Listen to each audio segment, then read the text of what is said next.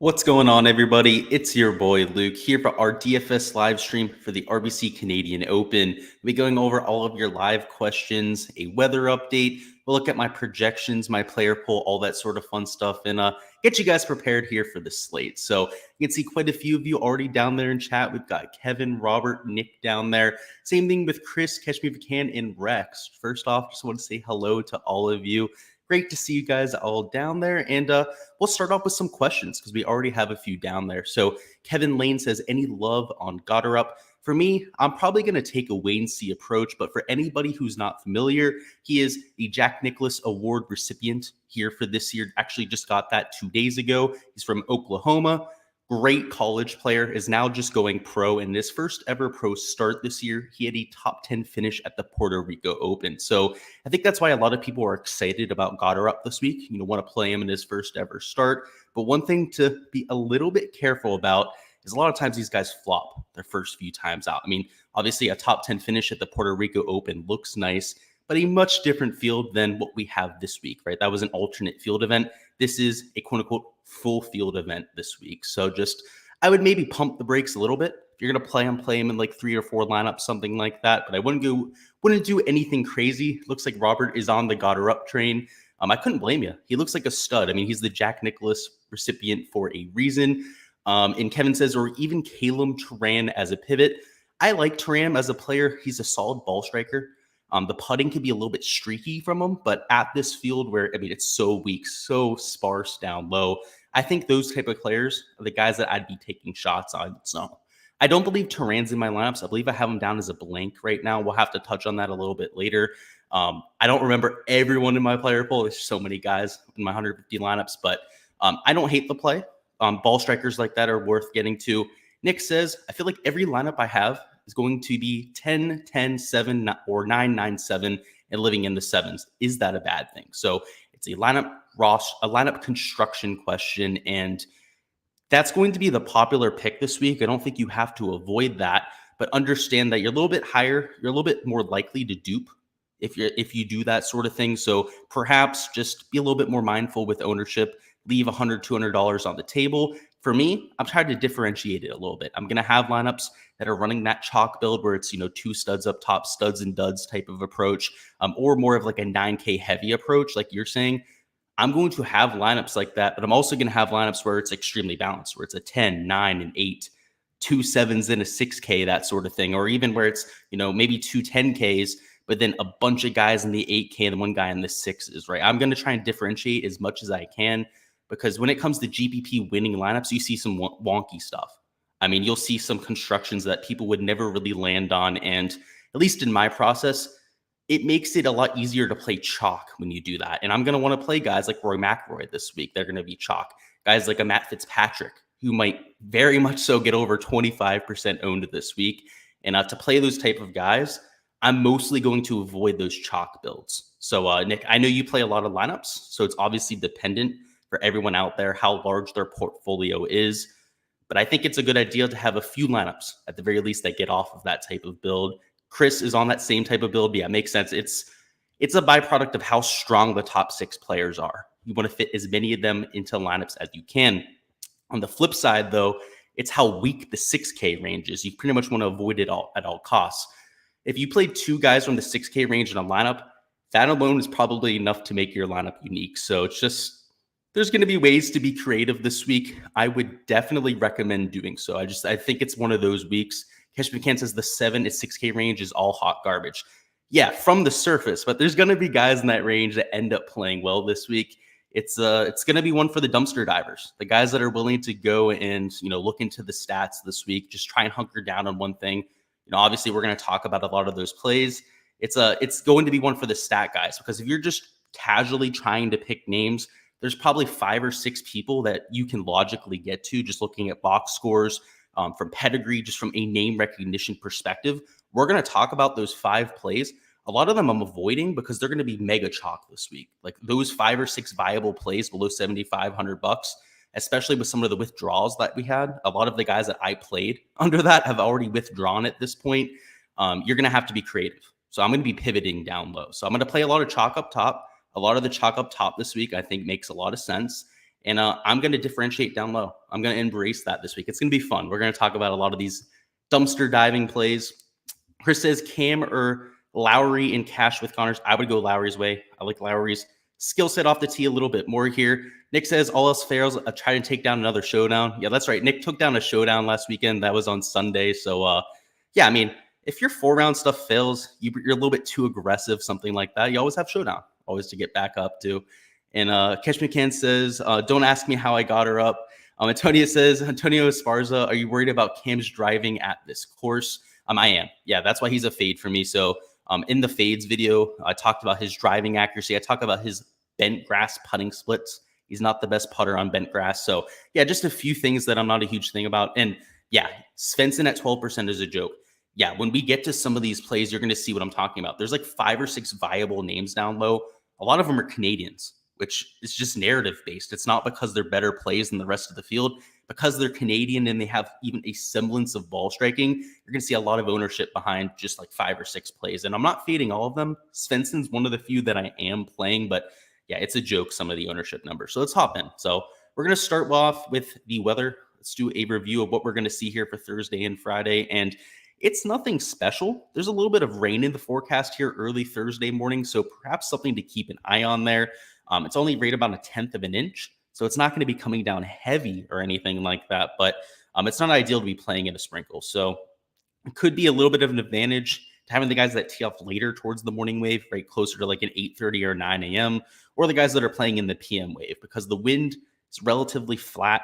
I mean, a little bit lower in the morning than it is in the afternoon, but you also have that rain to deal with. So obviously that'll counteract that advantage.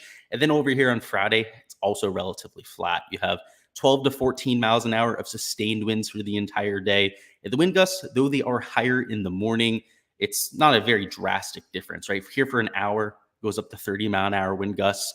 That could very easily just be an aberration in their model. I mean, for the rest of the day, right, it's like in that 20 mile an hour range. So that's over a day away. Wouldn't really look that much into Friday's forecast, other than the fact that it looks like it's a relatively calm day when it comes to weather. So in terms of a AM-PM split, I would slightly like the guys that are playing PM-AM rather than AM-PM just because of that rain, but it's not going to be enough to take me off of anyone. I mean, I might have a few lineups where I'm stacking 5-1 or 6-0 just for the heck of it, just in case this ends up being a massive storm or something like that. The forecast ends up being drastically wrong, but it's nothing that we really need to act on. So unless you're entering 150 lineups, that sort of thing, I wouldn't be focusing on the weather for this weekend. Just hopping over to the golf course in case anybody hasn't seen the course breakdown. I want to show you guys what they're dealing with. It's a little bit shorter than the yardage we have here. So it's actually only 7,014 yards. And it's going to be playing as a par 70. So ignore this par 71. One of these par 5s has been converted to a par 4. So you have a lot of long par 4s. This 475 is one of the par 4s that was, the par 5 that was converted to a par 4. You have 446, 446. I mean, 484, 486, 470, just a lot of long irons in hand. And then if you look at all the par 3s, 208, 205, 220. What do we got over here? 207, 212. It's going to be a shit ton of 4 or 5 irons for everyone in the field this week. So if you're going to hunker down on any stats, particularly for the guys down low this week, it needs to be players that are solid with their long irons and frankly that are relatively accurate off the tee, because one thing that you can't really pick up here on this chart is that we have 4-inch Kentucky bluegrass rough, which is among the most penal that you're going to find around the PGA Tour. So like I said, it's going to be all about those long irons. And it's going to be all about your accuracy off the tee at this golf course. So let's go ahead and move over to the player pool now. Obviously, in my modeling, it's a little bit more complicated than just long irons and accuracy off the tee. But if you're just looking for 2 things to hunker down on, I think those are the 2 things that you should choose there. And now let's talk about the top of the board. So Scottie Scheffler is an unfortunate case of opportunity cost for me. My last man in for my guy up top was either going to be a Scottie Scheffler or a Rory McIlroy, and really came down to price tag for me because both plays very similar in terms of their modeling, both striping the ball of late. Both have had slight issues with the putter over their last 2 starts, and most notably Rory McIlroy, who gained from tee to green at the Memorial, but lost, I believe it was 2.1 strokes with the flat stick. Historically on bent grass, he's a solid putter, particularly on fast, undulating bent grass greens, like what we saw at the Masters, where he was able to kind of rebound there on Sunday. So I can't fade him, and I really can't avoid him at any point right now, because when he finds that putter, he's like a for-sure lock to win that event. He's somebody who could walk away with this. I mean, even at a very tight driving golf course, when Rory McIlroy is firing in all cylinders, he's hitting 10, 11 fairways, hit bombing at 330, 340 every single time. And at this golf course, he would run away with it. It wouldn't even be close if he's hitting the ball like that off the tee. So I just can't avoid him. I don't love the play. I think he's going to be too chalky. I think he's a little bit too highly owned, but he's also a piece of chalk that I just literally cannot stomach avoiding, because kind of like a Jordan Spieth, who when Jordan Spieth's back in the field, promise you I'm playing him next week, he's almost unavoidable, because when he has that ticking time bomb that goes off, which is the putter for both of those players, it's a win. It's like almost a guaranteed win, or at least a top 5 that's going to result from that. I'm going to be on Rory McIlroy for that. So hopefully these bent grass numbers will, bring some positive regression in that category for us. JT is a rock solid play, just perfect skill set fit, relatively accurate off the tee when he needs to. Is somebody that can flight it down off the tee. We've seen it at the Players. Also more than capable of hitting driving iron or 3-wood off the tee and hitting a bunch of fairways. So even though his driving accuracy numbers aren't ideal, at golf courses where you have to be accurate, he's more than capable of adapting. We just look at Southern Hills, right? Another positional golf course. He was more than capable of taking that down. And this golf course around the green has a few more fairway areas than Southern Hills. So one thing with Justin Thomas is that off a fairway cut, he's extremely solid around the green. Out of the rough, he's a little bit closer to tour average. So at Southern Hills, the fact that he even won that golf tournament, I mean, we had him, right? I'm not going to say I was surprised by it, but it was just another feather in his cap, because that's not really his type of golf course. This is, though, when he's missing greens around this venue, I don't think he's going to have any problem at all getting up and down. So I think he's a relatively safe play this week, but also has that upside, as he clearly flashed just a few weeks ago. Cam Smith, I'm worried about the driving accuracy. I know we already had a question about that, so I'm not going to hop into it. Also, his splits on bent grass aren't ideal. Shane Lowry, on the other hand, I absolutely love this week. I think that people are just sleeping on the guy. People get bored of guys that have success consistently. I mean, guys that are finishing in the top 25 every single week. For whatever reason, people don't want to ride him. And right, he finished 32nd last week. Oh, boo-hoo, right? You didn't have him finish in the top 10 for months. I mean, I swear, people are such children when it comes to playing people in DFS, where they think that a 32nd place finish is like the sky's falling for Shane Lowry. His shots gained metrics are unbelievable, and I'm going to lay this guy into oblivion at this point, especially if he's less than 20% owned. I don't care that he's more expensive now. He should have been this expensive. Last time at the PGA Championship, I told you I hoped he was near $10,000. He's that type of golfer. So sure as shit, in this week of a field, right, he should be right around $10,000. I think he's finally appropriately priced, and he's finally going to come in with at least middling ownership because of that, right? Where he should be, right around like 19, 20%. And I'm still going to be over the field there. It's another good course fit, just like it is for a Justin Thomas. Both of their around the green plays are just elite level stuff, right? Both top 5 players in the world when it comes to that category. And outside that, have both been striping it, right? Shane Lowry gaining over a third of a stroke in every shots gained category. Justin Thomas gaining over a third of a stroke in every category but off the tee, which you'd expect him to be gaining more off the tee. So he'll definitely get that back in shape. And like I said, Rory McIlroy, his only issue of late has been that putter, and I expect that to rebound at some point as well. So I like Shane Lowry there. I worry about Sam Burns at hard golf courses. I mean, even at the Charles Schwab Challenge, I thought it was a little bit surprising that he won. I played him there. Remember, before the week, guys, I mean, I had a hunch and a half on that, if you remember. I mean, during our Sleeper Picks video, I even said, it makes no sense, but I have a weird feeling about Sam Burns this week. I mean, I have like the opposite feeling this week, right? This is the same type of golf course, and this is a golf course he should like 100% fail at. I don't think we need to ride that train twice. Like, we lucked out the first time when he won at the Charles Schwab Challenge. He shouldn't have done that, right? I made that clear when I even talked about the pick early on in the week. I'm not going to ride that twice. This is like the same exact type of golf course. And of course, people will say like, oh, he won last time out though. Like I said, from a logic standpoint, I don't think he should have won that golf tournament. I mean, he kind of lucked out into it. He played a perfect hand out there, played his cards perfectly.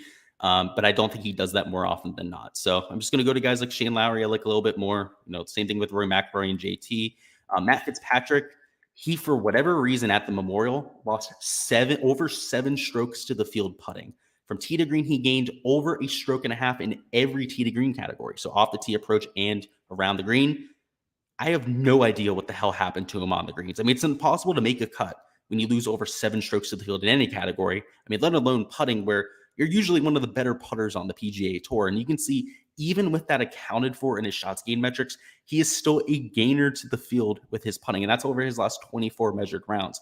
That shows you just how solid he's been over that period. And if you go back to an even larger sample size, you see that's going to hold up, right? He's closer to a third of a stroke gain per round, because it starts to water down that outlier, right? The outlier of minus 3.75 strokes over the last 2 rounds. It's just brutal for Matt Fitzpatrick. I have no idea how that happened. I mean, to lose that many strokes in just 2 rounds is hard to do. I mean, it's like I was out there putting for him, and I'm a complete dog shit putter. So I would expect that to rebound a lot sooner than not. I mean, like I said, he's usually an elite level putter, and the ball striking was there. This is a perfect course for him. Positional golf course. It's all about strategy. And I'm very high on Matt Fitzpatrick this week. I do not expect him to putt like he did at the Memorial. That was certainly an outlier performance. Harold Varner III at $9,700. He's way overpriced, and I think we have to start to get overpriced at this point. When we get to Matt Fitzpatrick at $9,900, he's probably even a little bit expensive there. We've just got to get over the whole price tag thing. So I like HV3. I like the skill set fit here, and I'm willing to overpay for him. So I'm willing to make that consolation that he's a lot more expensive than he should be. But as a result, he's also lower owned than he should be, right? If he was, let's say, $8,700, you'd be looking at 30% owned Harold Varner III. So it's just it's a completely different scenario now that he's going to be a little bit overpriced, and I actually like him probably even more so than I would have if he was going to be cheap and chalky. Corey Connors at $9,600. Core pick for me. I love him here. He's, of course, a hometown guy, but that's not the reason we love him. It's all about the skill set fit for me. Terrell Hatton at $9,500. I like him at relatively difficult tracks, so I will be riding the Terrell Hatton bandwagon here. He's a little bit popular, but I'm okay with it. I'm worried about Tony Finau here, though. Tony Finau, he's not the best on bent grass. We know that. First off, he's a bomber, right? So at a positional golf course, it's possible that he succeeds, right? He could do the Rory McIlroy route and just hit every single fairway. But even more so than McIlroy, he deals with accuracy issues off the tee. So I don't see it for Tony Finau. I think he's getting a little bit too much steam here. The recent form is there, right? He's had a few top 5s, right? He was at top 4th place at the Charles Schwab, top 3 finish at the Mexico Open. But at golf courses that have these really tricky greens, which I think that's going to be a star of the show this week, these greens are going to be pure. I think you're going to see what I'm talking about. They're going to have a lot of undulation to them. PGA Championship, right, 30th. Wells Fargo had a lot of undulation on those small greens, 41st. Masters, 35th, right? He struggled on those type of greens. So we'll have to see what version of Tony Finau's putter comes out this week, the one that's gained strokes to the field, that's actually carried him to 0.19 shots gained over his last 24 rounds, or the Tony Finau that usually loses strokes, right? We'll have to see which one shows up. Sebastian Munoz, I don't hate it. His price tag. Very streaky player. He's kind of like my Sam Burns pick of the week, where it doesn't make sense from a skill set perspective, but from a recent form, I mean, just like the kid's a stud perspective, it does, right? The guy's gaining in both shots gained categories. He's found a way to gain around the green and with the putter, which is not usually his MO. It's not usually his identity out there. Much more of a ball striking first type of player, but it's become a well-rounded player. And maybe we need to ride that hot momentum. So that's what I'm doing there. It's what we did with Sam Burns. It worked out. Maybe it works out once again. And it's the same argument with Keith Mitchell. So I'm not really going to repeat myself there, but another streaky player that's more of a ball striking first player that has found a way to be a little bit more balanced. You can see gaining around the green, also gaining with the putter. The only category he's losing with is approach, and usually that's a strong suit for him. So I like getting to those type of players. We have Patrick Reed, who withdrew. Same thing with CT Pan. Of course, 2 core picks for us had to withdraw, right? Of course, Patrick Reed's going to the Live Tour. That's the reason for that. And CT Pan hurt himself. So before you start any speculation about the Live Tour with him, it's not because of that. He posted on his Instagram yesterday night that he fell. He had to get back treatment, and he was going to see if he could play or not. He posted that in Chinese, though, on Instagram. And it wasn't the type of thing that you could copy and paste and put into a translator. You had to like type it out, the whole thing. So I went through a lot of steps. Actually had to have someone else do it for me, because I don't even know how to get a Chinese, like, whatever you call it, like keyboard up. And then I don't know where all the signs would be. I mean, God forbid, right? There's no way for me to translate Chinese, essentially. got someone who was able to and was able to get that red. So we were going to fade him anyways. I was going to come on here and tell you guys not to play him if he hadn't withdrawn from the field. But obviously he went out and did the right thing and withdrew. So that was kind of going to be an edge that we had because he was fixing to be like 15% owned, maybe even higher owned than that. And I was hoping that everyone was going to play him. Right? I was going to come in here and tell you guys not to play him, but everyone else in the industry, right? I was hoping that no one else picked up on that because that would have made our contest rake free. But so it is what it is. We're not always going to have that happen. And at the end of the day, I would much rather him withdraw and people not get screwed. But it would have been nice to have that happen, right? But it's also nice that people didn't get screwed. If Chris down here says under 68 Strokes, who? So I'm assuming you're talking about for prize picks. No idea what you're talking about, man. Antonio says thoughts on Sned. So Snedeker, what's his price tag here? I don't hate him. What is he? $7,100. So again, we're gonna have to get over a price tag. He's a value pick for me. So obviously I like the play. I mean, the main thing for him is his approach play. The ball striking for Snedeker has been solid of late. The price tag's not ideal. He's one of those guys that's overpriced, right? He was like $6,200 a few weeks ago. The ball striking's been there. He's historically a great putter on bent grass. He's over a stroke, right around a stroke better per round on bent grass and other surfaces. So I like Snedeker. I'm going to be there. We'll talk about him a little bit more later. Catch Me If You Can says Sad been around 20-25% owned in the past few tourneys and now about 10 on the best course for him. Makes no sense. So yeah, I played him last week and he cracked the optimal lineup actually. So somebody on Twitter was giving me crap for playing him, yet on Sunday he was in the optimal lineup of all the GPPs. I didn't really understand that. Obviously the hole in one had a lot to do with that. He had a hole out eagle at one point. But yeah, absolutely right. He's chalk as a 6K owned guy, but I guess it's the price tag cash. People don't want to pay $9,300 for Adam Hadwin. Frankly, I don't really want to either, but if there's anybody in this range that gets squeezed out of the pool, it will be Hadwin because I like Chris Kirk a lot. I like Munoz. I like Keith Mitchell just a little bit more. Obviously, Corey Connors I like a lot more than somebody like an Adam Hadwin. So I'm not sure if I'm going to play him. But yeah, the ownership should be higher on him. I think that people are avoiding him.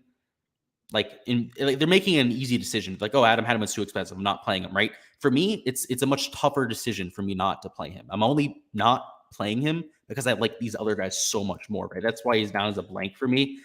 So I certainly agree with you. I think he should be higher owned. I wish I could play him, but I just can't play everyone, obviously. Antonio Esparza says your favorite South African.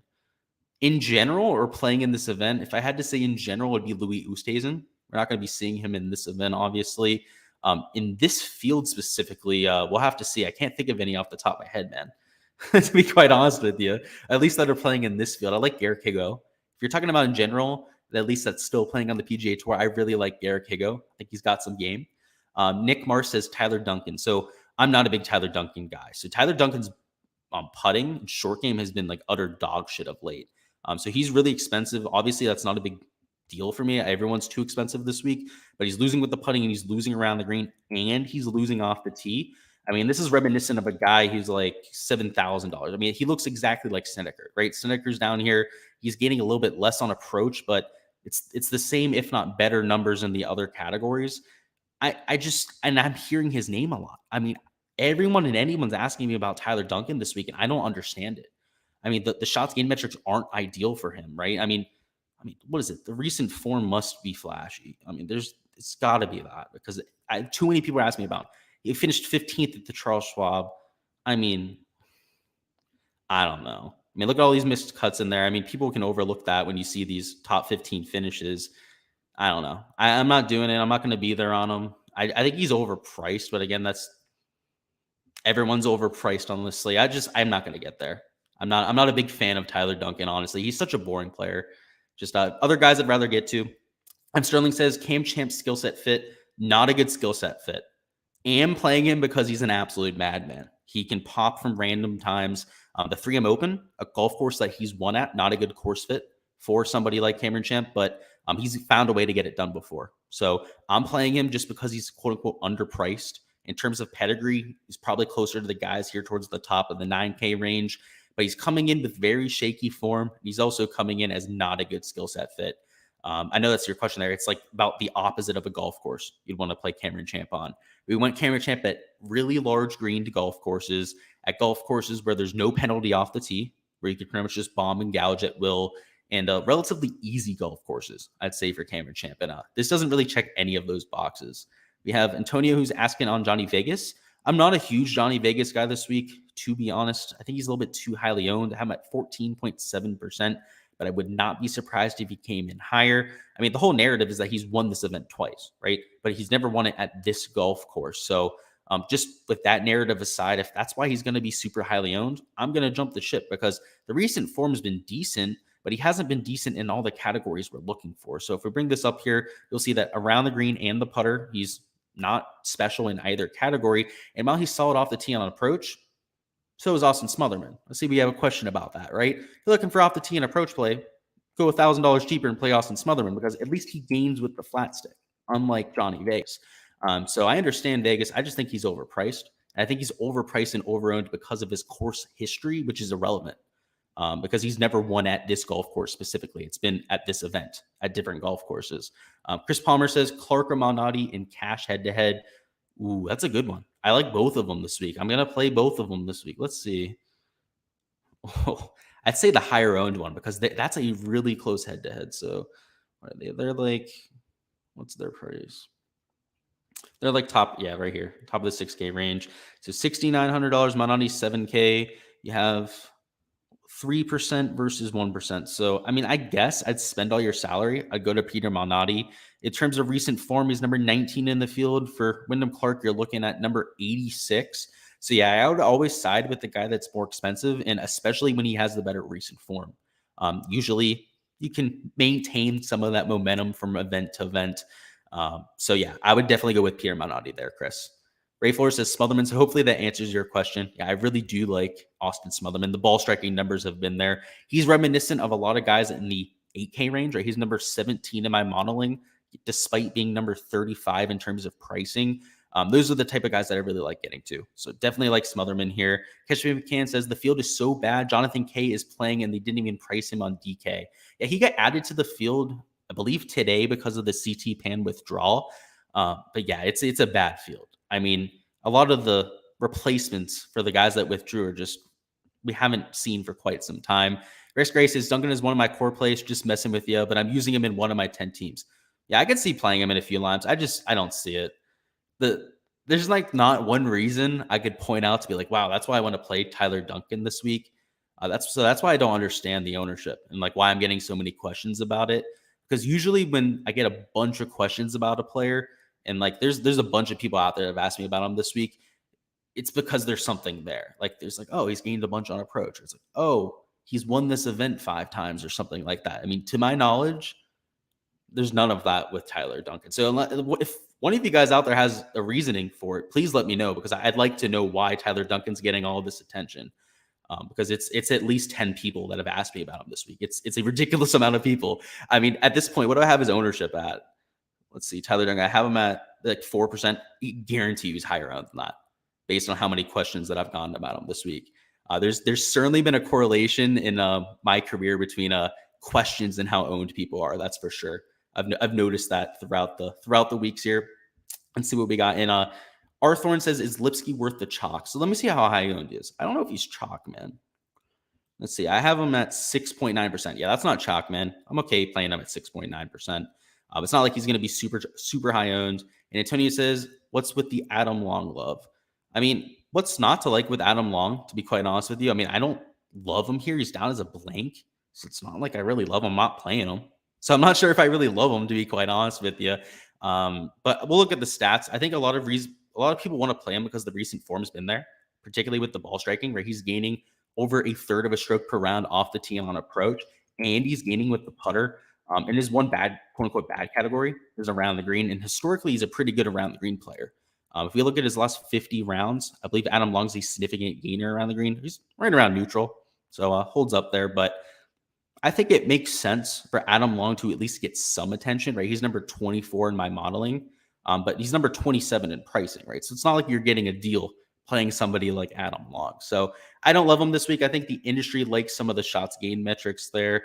We have Myron says, this is a single bullet for GPPs type of week. See it for showdowns. And then you're saying you'll return for the US Open. Yeah, dude. Of course, we'll have all of our showdown stuff, so we'll see you for that. Nick says, thoughts on J Rose? I don't know if I can do it.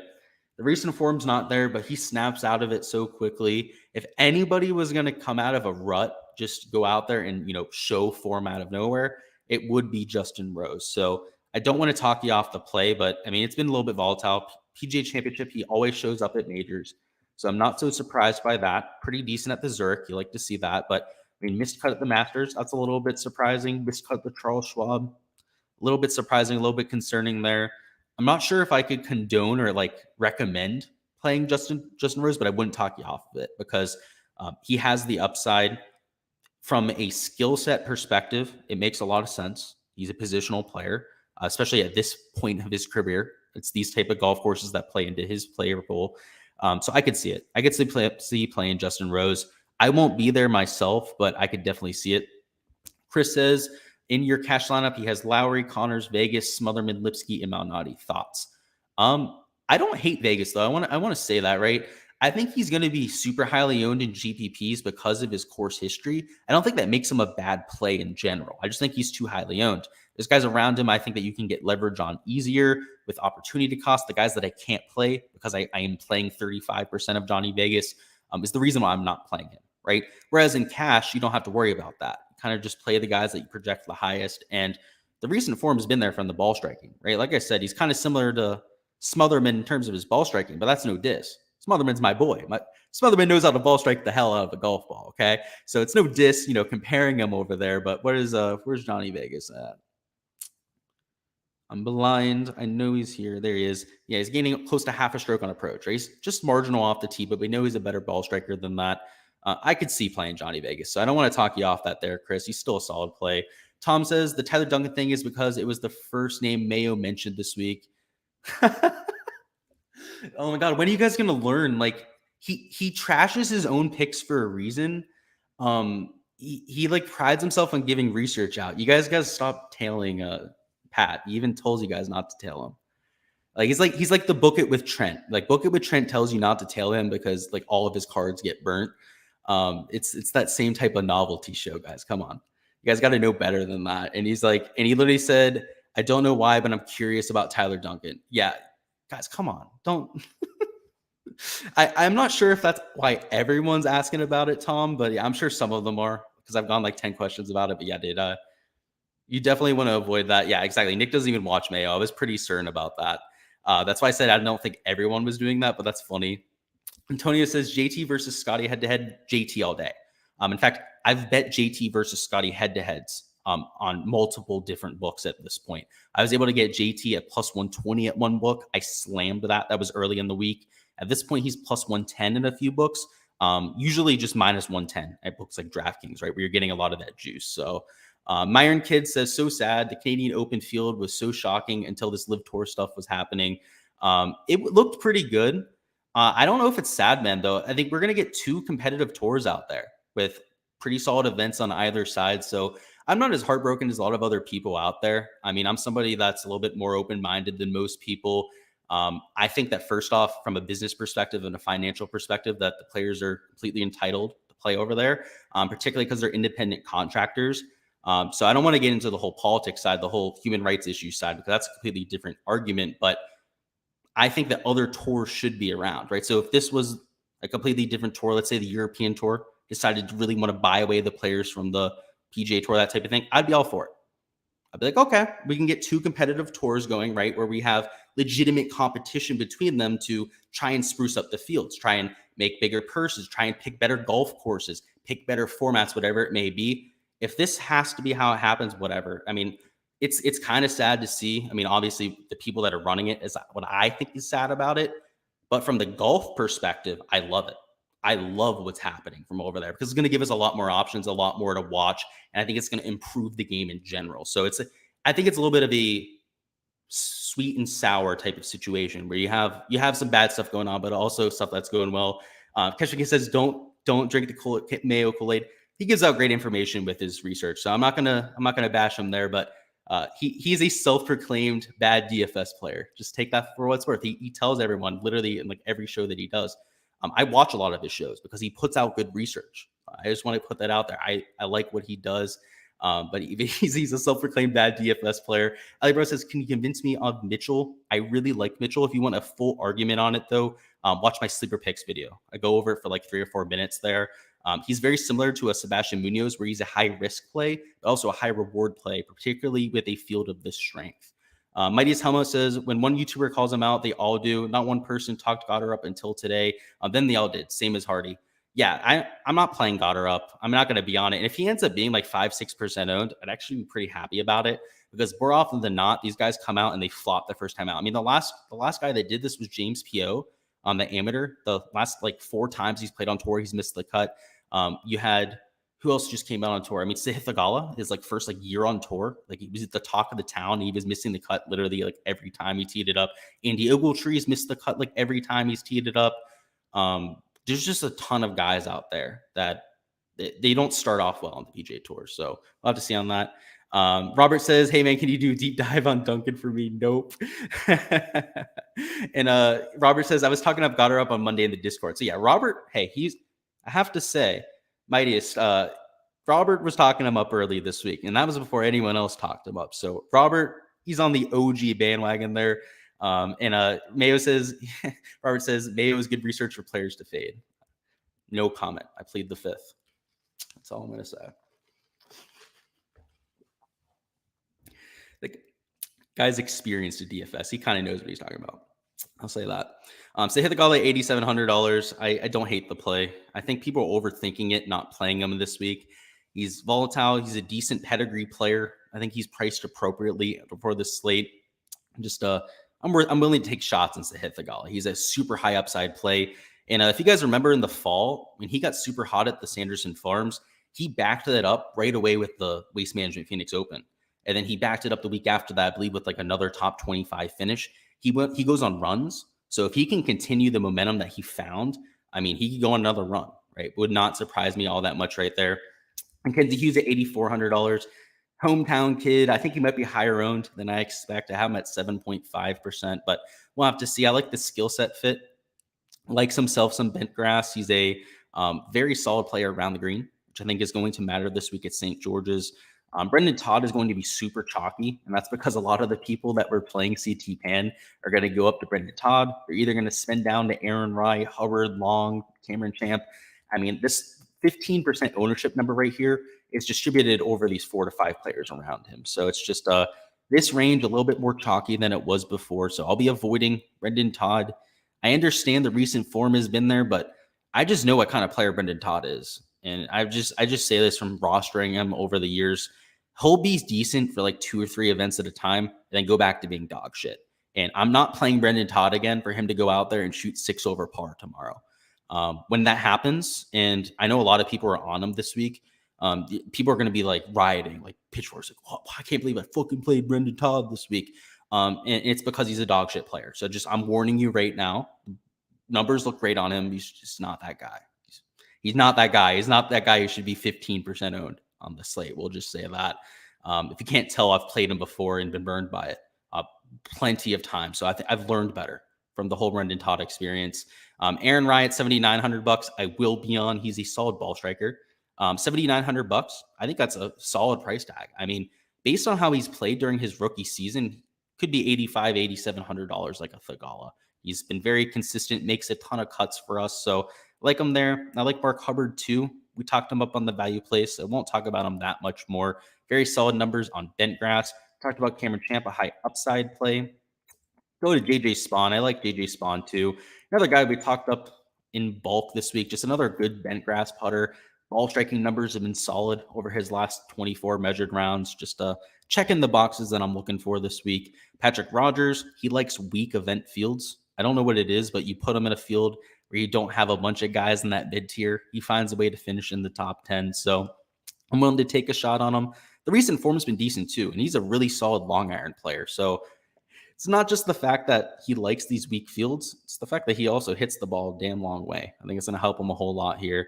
Dylan Fratelli, he's been in a lot better form of late than we've seen from him. I do worry about these bent grass numbers. Whew. Minus 0.4 shots per round. That's not ideal, but hopefully he can figure it out on these greens. We have Alex Smalley here, Austin Smotherman. I like both of them. Smotherman's ball striking is always going to be cream of the crop, exactly what we're looking for. It's pretty much why he's always going to be in my player pool. I mean, he's always underpriced, always going to have the ball striking stats and the putting that we're looking for, and loves bent grass and the small sample size that we have for him. Alex Smalley, let's just look at his numbers. I mean, they're not anything flashy, but for a rookie, they're good enough for me. So you can see he's gaining off the tee, he's gaining on approach. It's nothing drastic. It's not like he's gaining a third of a stroke off the tee per round. But if you take a look at his last 50 measured rounds, it holds up, right? He's still gaining off the tee. He's still gaining on approach.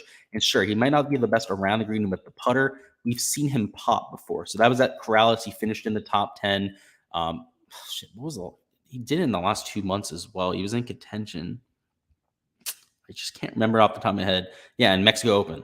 Just a few starts ago, about a month and a half ago, finished in the top 10 there in a relatively strong field. So he's shown an ability to pop. He's a very aggressive play. I mean, he's a volatile play. It's probably a better way to put it. He's an extremely volatile play.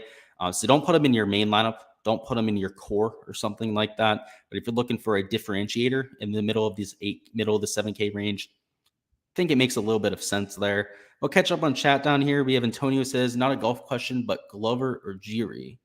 Oh, you're talking about for the UFC. Oh, that's a damn good fight.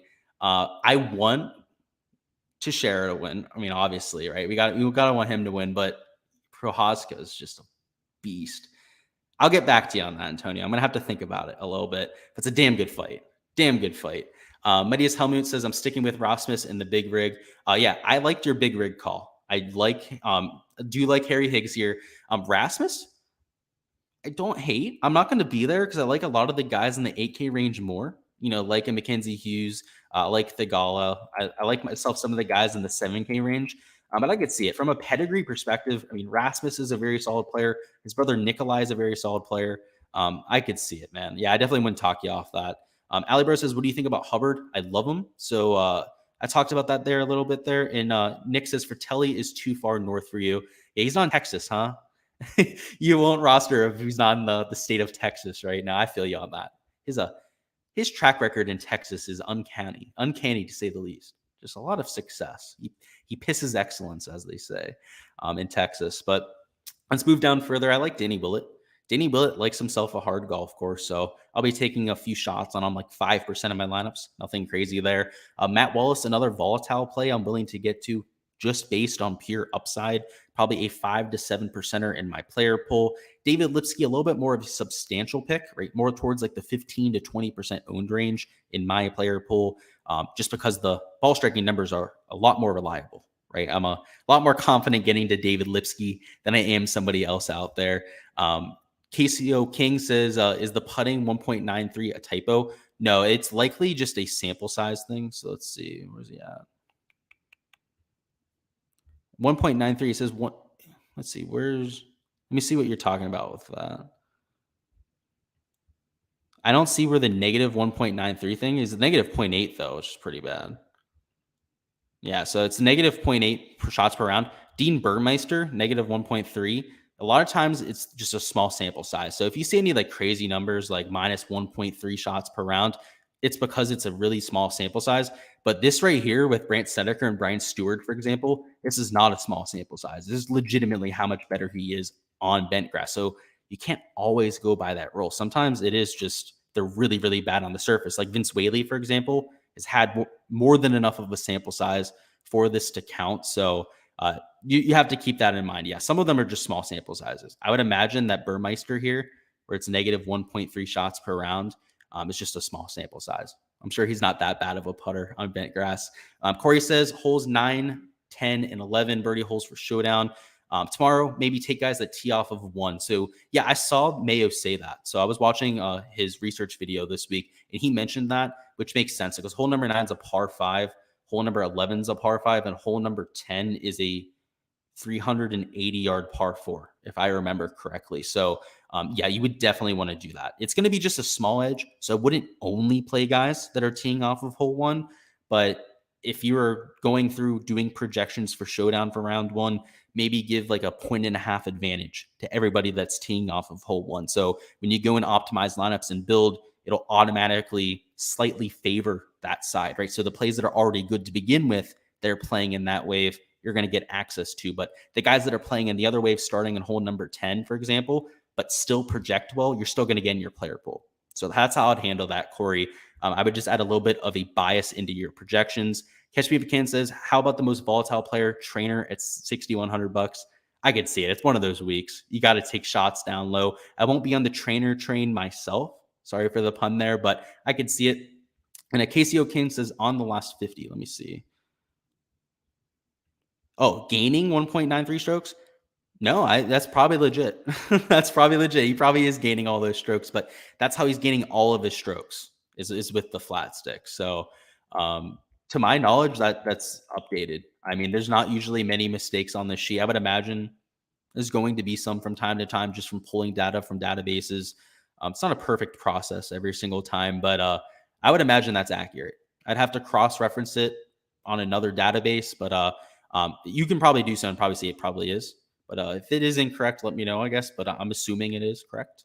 And Planet Warrior says, how are you feeling about Goddard Up? So I'm not a big Goddard Up guy. He looks solid. He won the Jack Nicklaus Award. Kind of talked about it at the beginning of the stream, but I think he's just a little bit too highly steamed, right? People are really looking forward to playing the guy, and we have no idea how he's going to look, right? Because he played well at the Puerto Rico Open, but that was a long time ago. It's not like it was over the last few months. And it was a much weaker field. It was an alternate field event. So I'm not a big Goddard Up guy here. I'm going to wait and see on it. Ali Bro says, thoughts on Haddon this week? I love Haddon.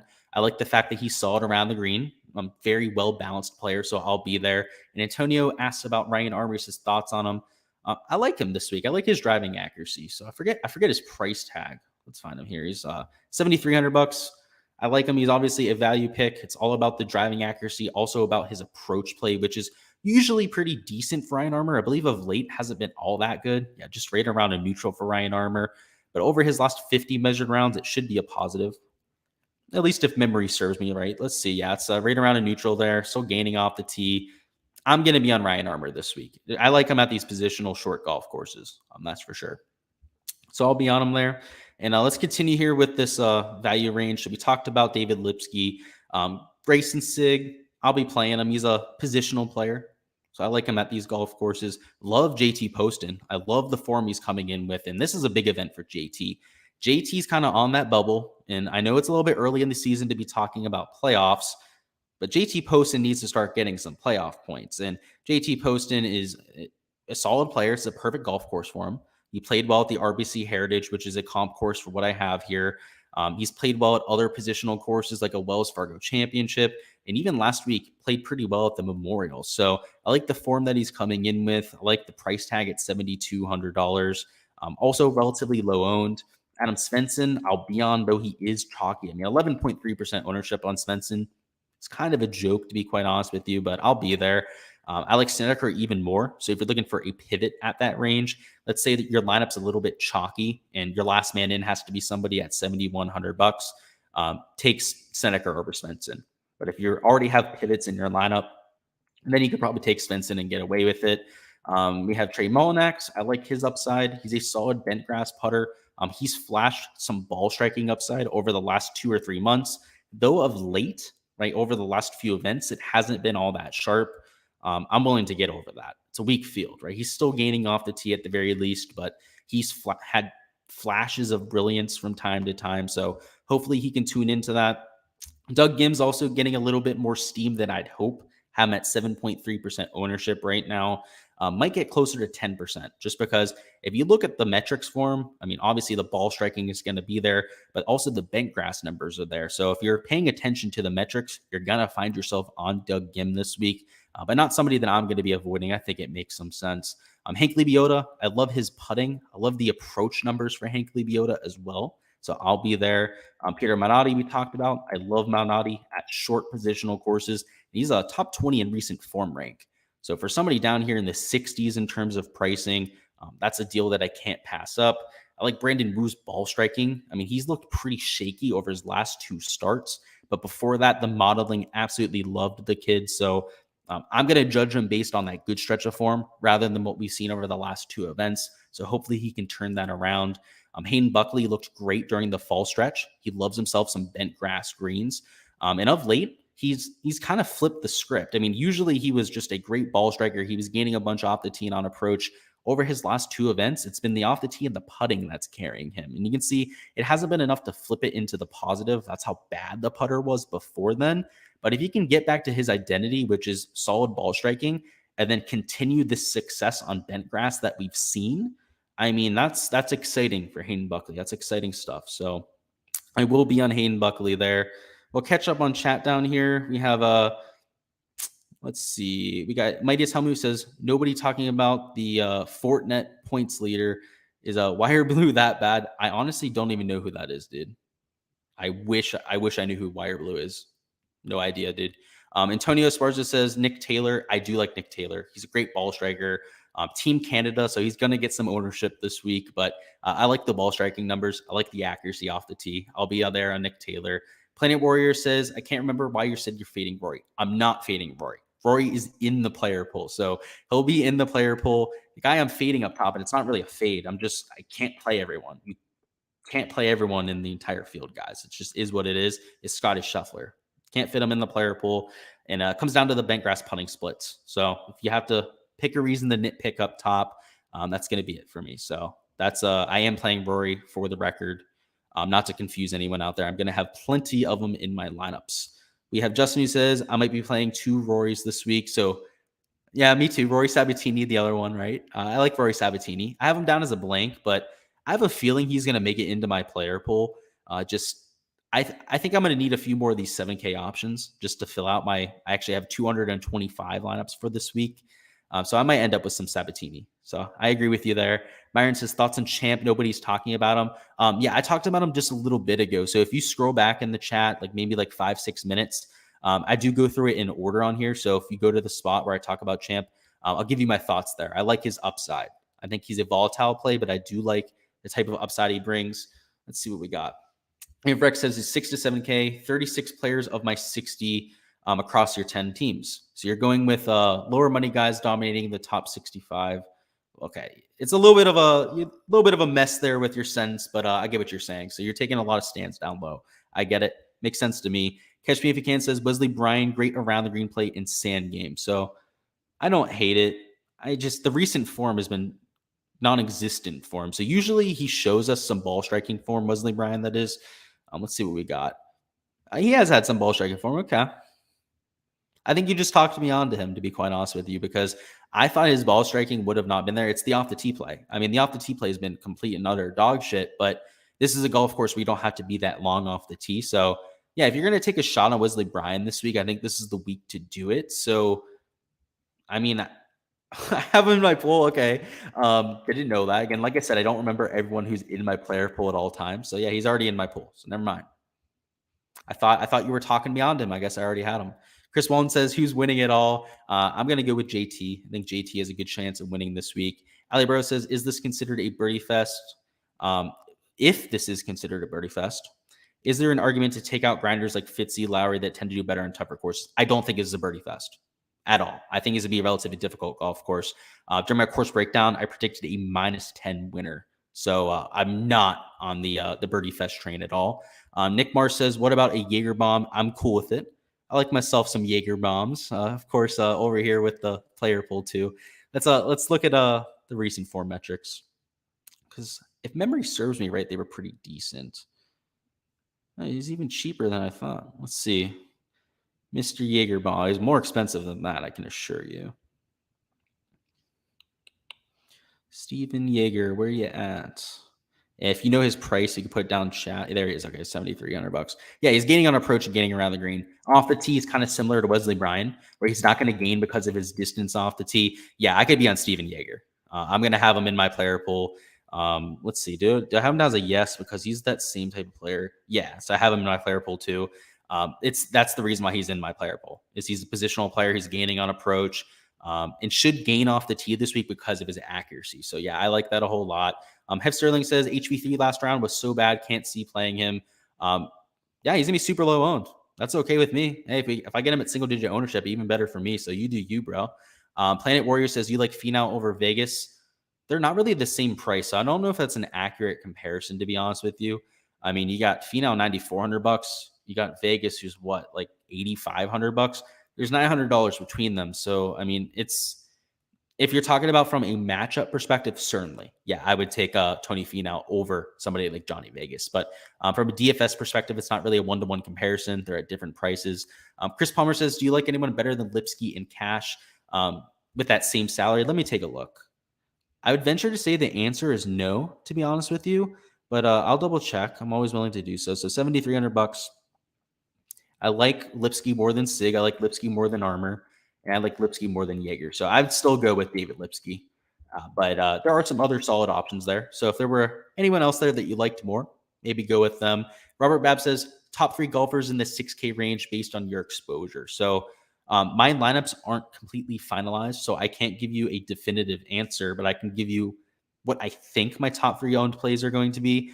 So let's go through this. I think I'm going to have a bunch of Carlos Ortiz. I think I'm going to be taking a stance on him this week. It's the type of golf course that he could find some success at. Let's see. I don't know. I'm not going to have a bunch of any of these guys, to be honest. I mean, like 5 to 7% of most of them. Carlos Ortiz, I might have like 10% if I'm feeling frisky about it. Balnati, I mean, yeah, it's going to be all like 5 to 7% this week. There's not really going to be that one guy that I have more than the rest. I know last week I had like 20% Adam Hadwin. He was higher owned last week. I also had a lot more confidence in Adam Hadwin last week. So that's why we went with so much. Obviously paid off last week, but I don't have that same type of play here. So Robert, it's pretty much going to be pretty flat for me. And Planet Warrior says mint matchup with Vegas. So yeah, I like him in a matchup with Vegas. His ball striking, his consistency with that ball striking is exactly what you're looking for in those type of contests. So yeah, I like him a whole lot in that type of format, actually. And in DFS, like, it's not like I think he's going to miss the cut. Like, I think he's going to go out there and finish top 25 likely based on his ball striking stats, based on the strength of this field. It's just in large field GPPs, he needs to finish in the top 5 to crack the optimal lineup at that type of price tag. At the very least, top 5. Might even have to finish in the top 3. That's when I start to worry about his upside. But in a head-to-head format, great play. All right, let's find where we left off here. We talked about Buckley. Kramer Hickok, I do not hate on this slate. Just he's an underrated player. In terms of pedigree, he should probably be priced a little bit higher. Just the form sucks. And you're going to have to be willing to play guys this week that are coming in with bad form, with just how sparse the field is, with how weak it is. So I'm not going to be too worried about playing guys like a Kramer Hickok. I'm going to have guys like a Wyndham Clark, also some shaky form, but has shown plenty of upside on bent grass, just a bomber, great putter in general. I'll be on the big rig at $6,800. I like his putting ability. I like his ability to get up and down here. We have Wesley Bryan, who we just talked about, so I won't talk about him in too much more detail. Carlos Ortiz, I love his play there too at $6,700. I talked about him as a little bit of a sleeper pick. He likes difficult tracks. He also likes relatively short golf courses, and couldn't really tell you why. From a skill set perspective, he's a little bit of an enigma. He's a hard guy to really get a grasp on, to really project where he plays well, but I'm going to go with that. I just have a feeling about it. Charlie Hoffman, his ball striking is starting to come around, so perhaps is over that back injury that hampered him 4 or 5 months ago. He's probably going to the Live Tour soon, though, so who knows if he even tees it up tomorrow. Satoshi Kodaira, I love his precision off the tee, so I'll be going there at $6,700. Jagus, I like his ball striking ability, so he's a cheap guy I'm willing to get to. Sam Ryder, same story, great ball striker, pretty decent putter from time to time too, particularly on bent grass. He's 0.2 shots better per round on that surface. Curtis Thompson, another absolute striper. Actually, I gotta take this back. I'm probably not playing Thompson. He put out a really concerning social media post today where he was like, it's all doom and gloom. He's like, oh, if I completely lost my game or something like that. So maybe don't play him. This yes was before we saw that social media post about an hour and a half ago. So just if his confidence isn't there, you probably don't want to play him. It looks like he was in his own head. Dylan Wu at $6,500. I like, he showed brilliance during the fall swing. Now his brother Brandon Wu kind of showed some brilliance here in 2022, but I think getting back to him at $6,500, you could do crazier things. Robert Streb, he shows up from time to time at these tough bent grass tracks. You've got Henrik Norlander. I hate the guy. He's one of my least favorite players on tour, but I'm always willing to play him at these short positional tracks. Roger Sloane, crazier things have happened than Roger Sloane playing well. If you remember back in 2021, found himself in contention a few times, loved some bent grass. It's from Canada too. Sung Kang too. Sung Kang, not the most accurate driver, but when he's forced to hit fairways and he actually is able to hit those fairways, he's able to find a lot of success. So I like him there at $6,400 and somebody that I'll be rostering there at 1.5% ownership. But outside of that, that's it. Everyone else on the board is down as a no. So just a lot of guys that are amateurs added to the field, old timers that are in the field, just nobody that I'm really actually willing to roster, to be quite honest with you. So they're all going to be fades for me. Even the guys down here that are modeling well, it's because they have like no data to go off of. And they're better than a lot of the other players in the field that are just negatives in terms of their shots gained rankings. So don't look too much into the, like 49th ranking, 48th ranking on a lot of these guys. It's just due to a lack of data on my part. So let's go ahead and finish up with questions here and then hop on out of here. So we have Planet Warrior says top Canadian. Corey Connors for sure. I think Corey Connors has a good chance to win this week. Just to go over my betting card, I guess that's important. So I went out this week. I bet JT to win. I bet Corey Connors to win. I bet Shane Lowry to win. I bet Austin Smotherman to win this event. And I bet JT Poston to win this event. So those are the 5 bets that I went with. For first round leader, I bet Keith Mitchell. I bet Sebastian Munoz. And who's the last one? I bet it was an 8K guy.